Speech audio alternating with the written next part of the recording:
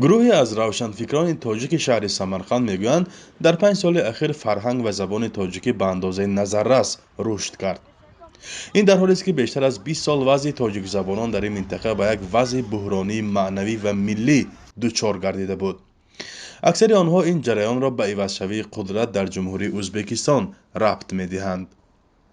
اگر 3 سال پیش شماره روزنامه آواز سمرقند مثلا 2500 3000 باشد، حاضر روزنامه شماره روزنامه آواز سمرقند، عدد روزنامه آواز سمرقند امروز 6000 می‌باشد، از 6000 زیاد.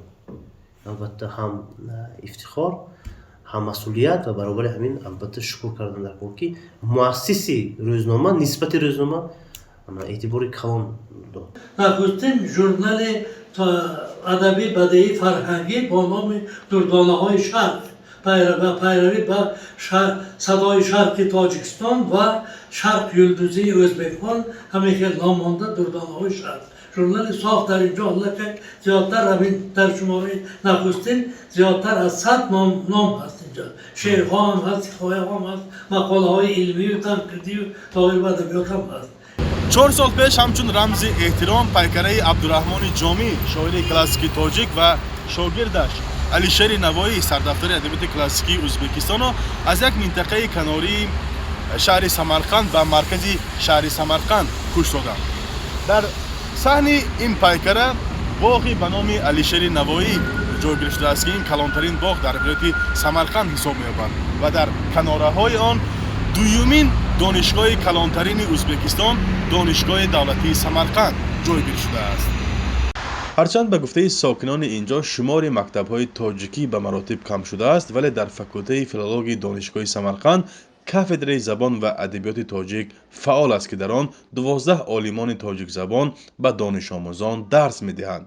به گفته مسئولین این بارگاه علمی، سالانه بیشتر از 50 نفر داوطلبان به این اختصاص داخل می‌شوند. در نسبت پیشترها قبول دانشجویان یک مرتبه 100% زیاد شدگی. بغیر از این اگر پیشتر دوران شروع به یک تا فاکولته فیلولوژی تاجیک باشد، دوران استقلال با 9 تا فاکولته تاجیک همراه شد، 10 تا فاکولته شد. بیا که زلفی کجور چشم سرمسا اینجاست. ما به همین سودا به مرکبای سر نمیبودیم. همین سودا اساسی خلق دلش به ماندگی سودا همین شهر سمرقند یه واقعه گلزارو.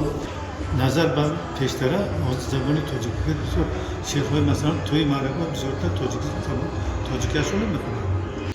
در این شهر که در ردیف شهر بخارا مرکز تمدن خلق تاجیک نیز نام میبرند، مقبره و آثارخانه دهها متفکران و عالمان دین قرار دارد.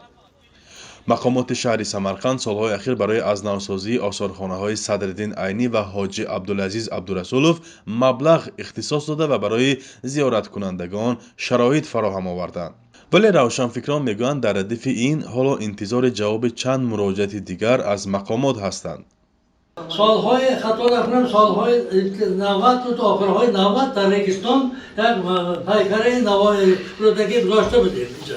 و اپن با ترمین امروز ریکنستروکسیون میدان شده اونجا از اونجا کریستال اونجا دیگر شده حاضر همون جای همون با گویا که هیکل کریموف اونجا جای گرفت. در سمرقند یک کوچه از همه درازترین است با نام رودکی، پراسپکت رودکی. درازترین کوچه سمرقند همون کوچه از بازار سیاه تا وطن راه آهن میرد. در مابین همین حاضر در چهارراهی بسیار جای هم یک میدان جدا کرده که همینجا پیکره رودکی ماندن در پا. در ولایت سمرقند تقریباً 300,000 نفر رسما تاجیک ثبت شدند، ولی ساکنان آن میگویند در اصل این شماره به مراتب بیشتر است. مقامات محلی با تأسیس سازمان جمعیت تاجیکان را متحد کرده است. ساکنانش میگویند حالا آنها در روحیه همجواری و دوستی در این همسایه کشور تاجیکستان عمر به سر میبرند. فرزان محمدی، رادیو آزادی، شهر سمرقند.